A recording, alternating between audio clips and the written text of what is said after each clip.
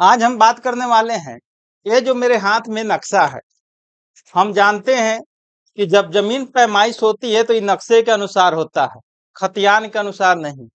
आपके जो जमीन के कागजात होते हैं उसके अनुसार आपका खतियान बनता है, और जो आपका सर्वे के समय कब्जा रहता है उसके अनुसार आपका नक्शा कटता है।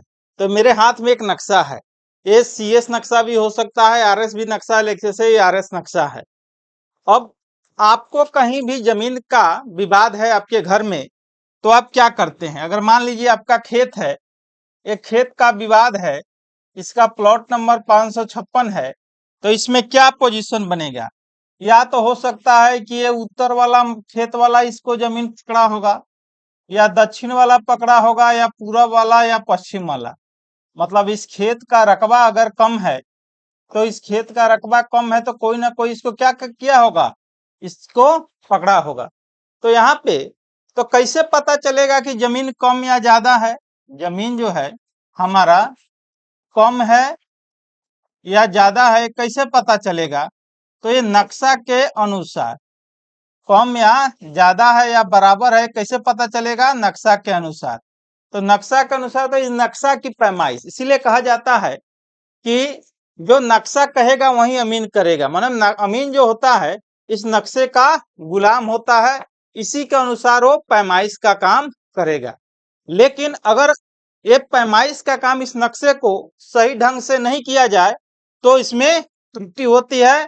और बिहार में जितने भी पैमाइश संबंधित झगड़े हैं उस सबका जड़ ये नक्शा है।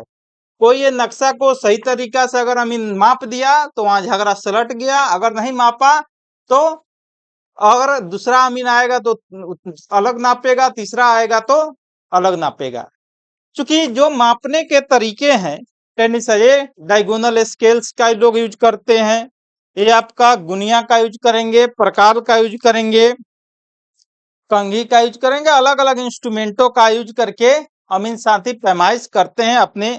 लेकिन आज के समय में अगर आपको टेक्निक नहीं पता है सही पैमाइश का, अभी आप ही माप के जाइए और दूसरा अमीन से नपवाइए अलग, और 5 साल बाद आप ही से नपवाइए तो आप ही अलग नापिएगा।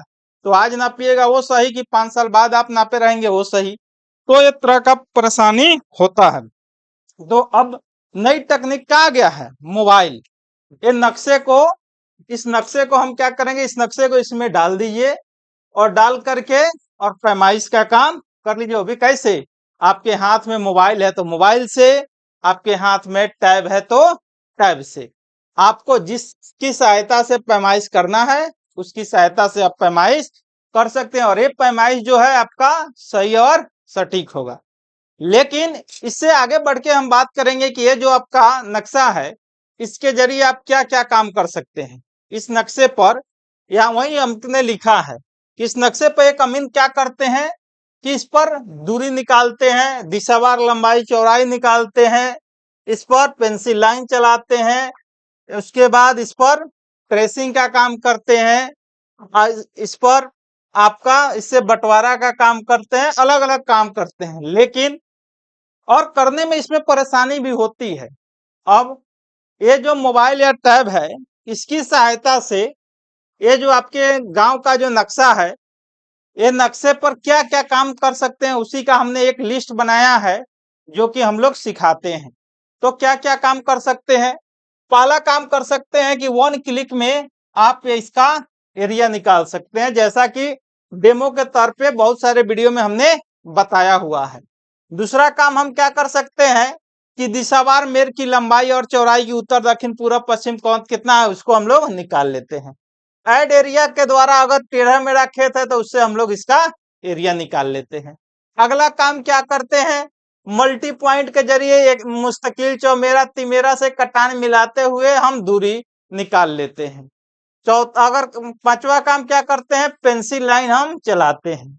छठा काम क्या करते हैं, नक्शा को, चूंकि इसमें बहुत सारे नंबर रहते हैं तो उसका हमको जिसका पैमाइश करना है जिस प्लॉट का, उसको हम उसमें क्या करते हैं, कलर कर देते हैं ताकि हमारा पैमाइश अच्छे ढंग से हो। खेसरा को काट के बाहर निकालते हैं ताकि हमारा बंटवारा सही तरीके से हो सके। उसके बाद हम रिपोर्ट तैयार करते हैं। फिर किसी भी मौजे के नक्शा को स्केल कर सकते हैं कि बिहार में 10 रुपया में मिलता है, अगर जहाँ का नहीं है वहां का फोटो खींच के हम पैमाइश कर सकते हैं। ब्लूप्रिंट नक्शा को वहीं फोटो खींच के हम माप सकते हैं।